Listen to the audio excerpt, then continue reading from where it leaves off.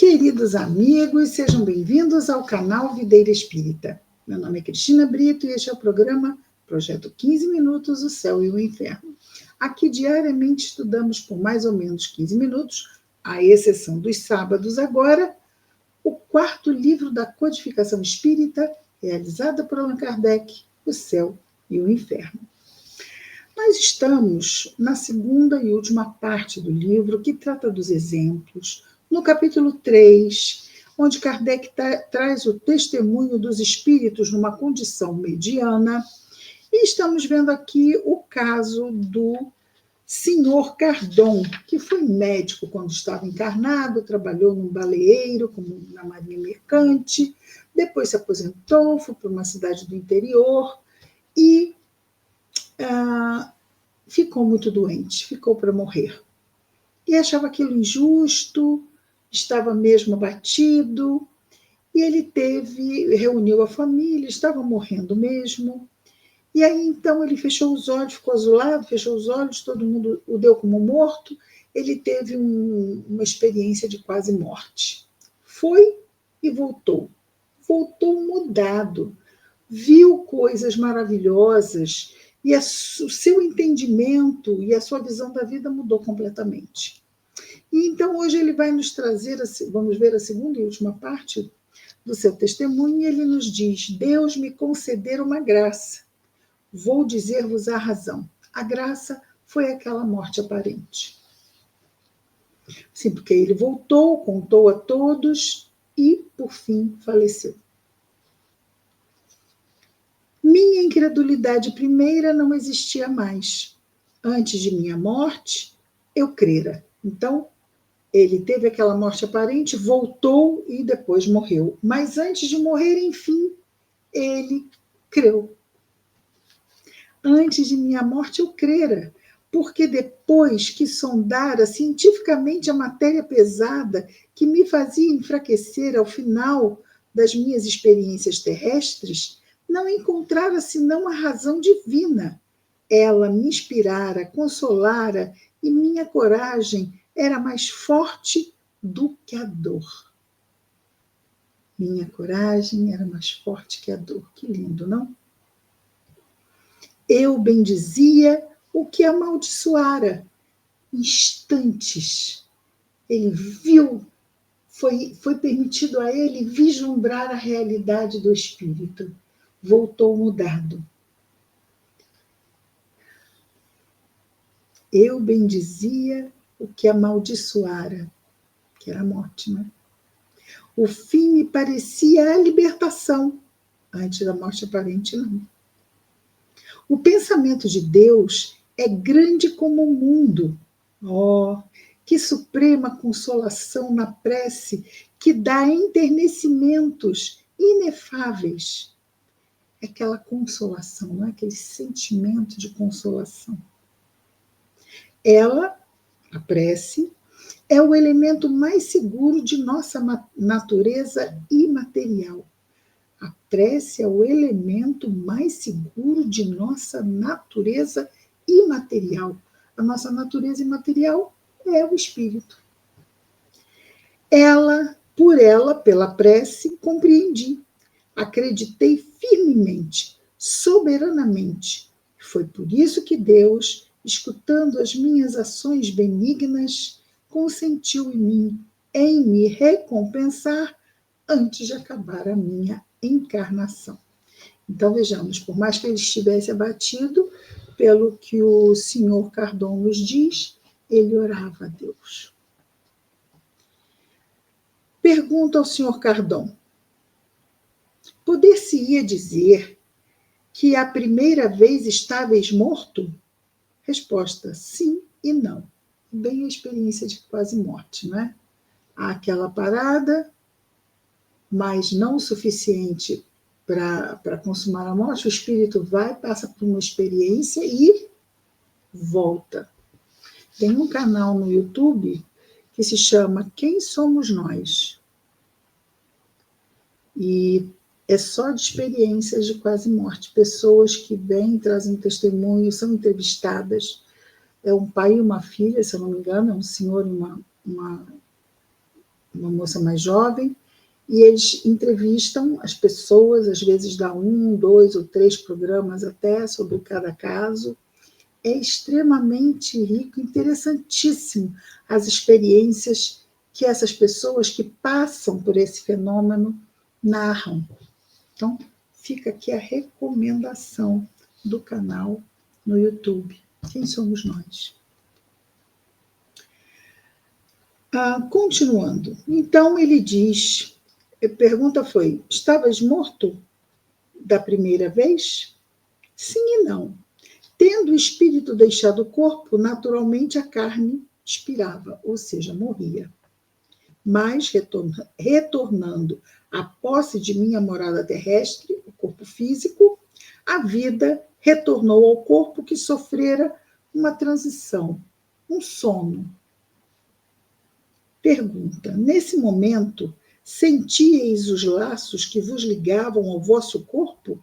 Resposta: sem dúvida. O espírito tem um laço difícil de quebrar. Lhe é necessário o último estremecimento da carne, porque é a sensação que dizem terem os desencarnantes, né? Como se fosse um rebentar, ou um choque. Depende de quem passa pela experiência.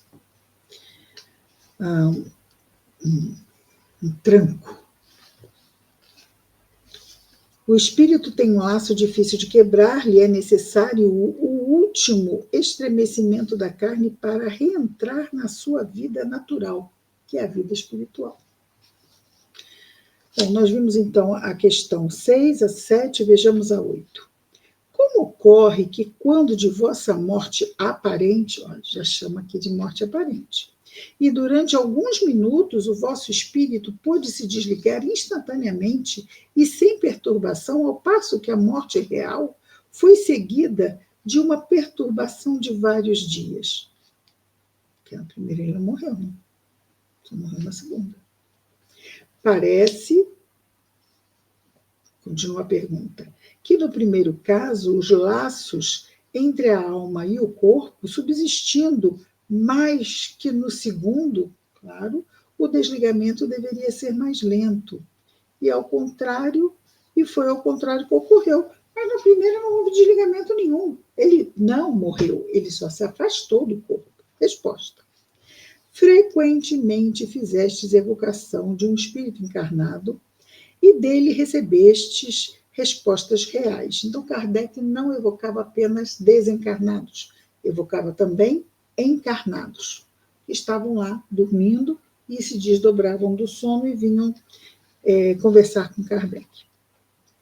Então, frequentemente fizeste evocação de um espírito encarnado e dele recebestes respostas reais. Eu estava na posição desse espírito. Deus me chamou e seus servidores me disseram: vinde. Eu obedeci e agradeci a Deus pela graça especial que consentiu fazer-me. Pude ver o infinito e sua grandeza, e dele me dei conta. Obrigado a vós, que antes da morte real me permites ensinar aos meus, para que eles tenham boas e justas encarnações. Então, por quê? Continua aqui agradecendo a Deus de ter podido voltar, dizer aos seus familiares o que ele viu, aconselhá-los sobre a melhor maneira de proceder em vida para terem uma boa morte, não é? Obrigado, porque foi permitido a ele ensinar aos seus familiares que estavam encarnados para que eles tenham boas e justas encarnações. 9. Pergunta: de onde provinham as belas e boas palavras que, quando do vosso retorno à vida, endereçastes à vossa família? Resposta: essas palavras eram reflexo do que vira e ouvira. As palavras eram dele mesmo. Os bons espíritos inspiravam a minha voz e animavam o meu rosto. Claro que eles estavam morrendo, o rosto não devia estar muito bom, não é? Mas ele então teve uma ajuda dos espíritos, não só na escolha das palavras, mas também na melhoria do seu aspecto. Ficou tão incrivelmente melhor o seu aspecto, impressionantemente elevado, que lembram de ontem, que as pessoas foram vê-lo antes que fosse enterrado. Tão belo ficou o seu rosto, como que iluminado. Não de luz, não é? Mas como se estivessem levado em ver, em ter visto, não é? Algo muito mesmo, muito elevado. Aí continua aqui, indo agora para a questão 10. Que impressão credes que a vossa revelação fez sobre os assistentes e sobre os vossos filhos em particular? Os assistentes eram aqueles que estavam em volta da cama. Resposta. Impressionante. Está perguntando que impressão a revelação que ele fez causou naqueles que estavam à sua volta, principalmente os seus filhos. Impressionante, profunda. A morte não é mentirosa. Os filhos, por ingratos que possam ser, se inclinam diante da encarnação que termina. Se pudesse esquadrinhar o coração dos filhos junto de uma tumba entreaberta, não se sentiria bater senão sentimentos verdadeiros, tocados profundamente pela mão secreta dos espíritos que dizem a todos os pensamentos: tremei se estáis em dúvida. A morte é a reparação, a justiça de Deus. E vos asseguro, apesar dos incrédulos, meus amigos e minha família creram nas palavras que minha voz pronunciou antes de morrer. Eu era intérprete de um outro mundo. 11. Dissestes que não gozais da felicidade que vislumbrastes. É que sois infeliz? Resposta: não. Uma vez que acreditava antes de morrer, e isso em minha alma. Vou repetir. Ele diz que não é infeliz. Uma vez que acreditava antes de morrer, acreditava no mundo espiritual, em Deus, e isso acreditava na sua alma, na sua consciência. A dor constrange nesse mundo, mas reabilita para o futuro espírita. A dor nos constrange nesse mundo, e ele sofria bastante por causa da doença. Mas essa mesma dor que constrange pelo mal-estar que provoca aqui no plano físico, nos reabilita espiritualmente ao retorno ao mundo espiritual. Notai que Deus soube dar-me conta de todas as minhas preces e de minha crença absoluta nele. Estou na rota da perfeição e chegarei ao objetivo que me foi permitido entrever. Ora, meus amigos, por esse mundo invisível que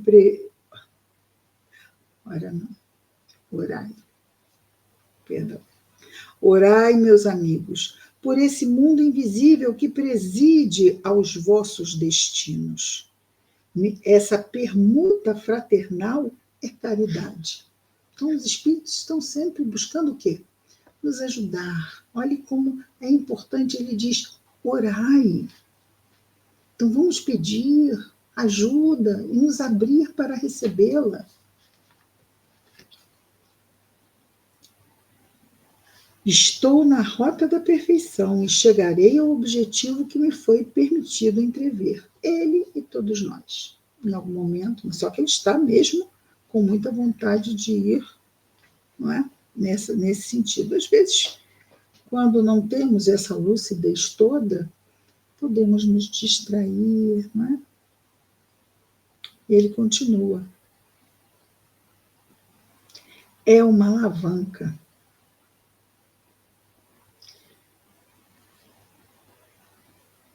Vou voltar aqui.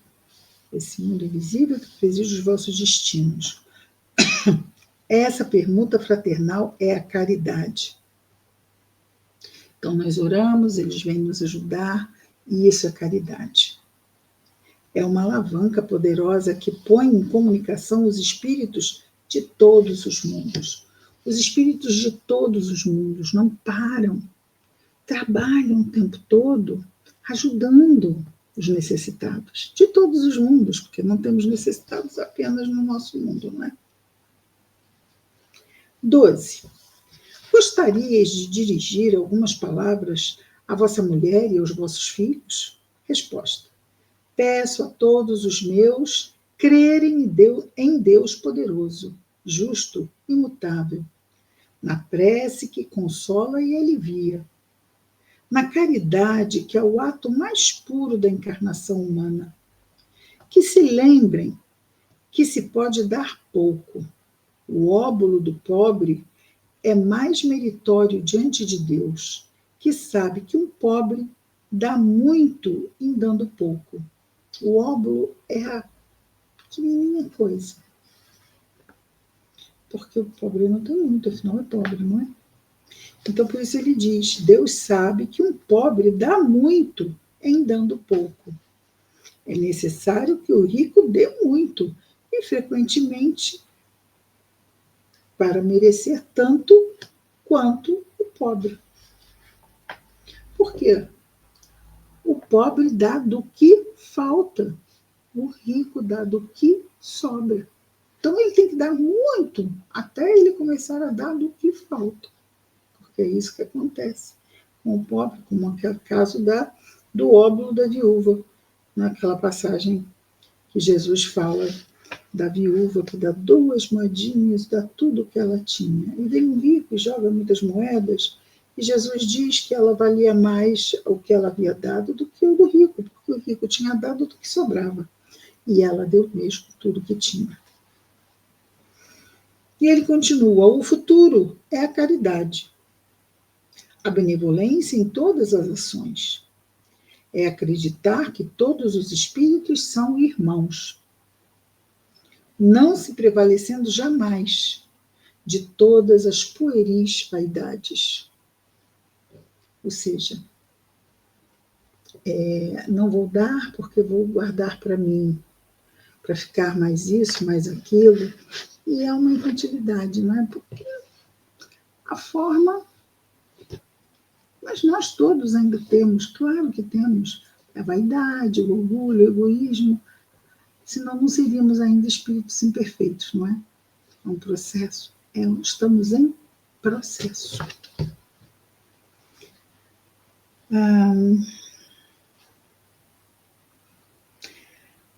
E ele vai caminhando para o final e nos diz, família bem amada, terás duras provas, mas aprende a suportá-las corajosamente, pensando que Deus vos vê. Dizei frequentemente esta prece, e aí ele vai ensinar uma prece aqui. Deus de amor e de bondade, que dá tudo e sempre, concedei-nos essa força que não recua diante de nenhuma pena. Tornai-nos bons, doces e caridosos, pequenos pela fortuna, grandes pelo coração. Que o nosso espírito seja espírito na terra, para melhor vos compreender e vos amar. Que o vosso nome, ó meu Deus, emblema da liberdade, seja o objetivo consolador de todos os oprimidos, de todos aqueles que têm necessidade de amar, de perdoar e de crer. Cardon, assina o Espírito. Passamos um pouco, não é? Mas terminamos aqui o testemunho do senhor Cardon, que foi médico na sua encarnação e que recebeu a bênção de ter uma morte aparente imediatamente antes da sua morte, e pôde ainda trazer seu testemunho à família. Incrível, incrível. Amanhã continuamos, projeto 15 minutos, o céu e o inferno.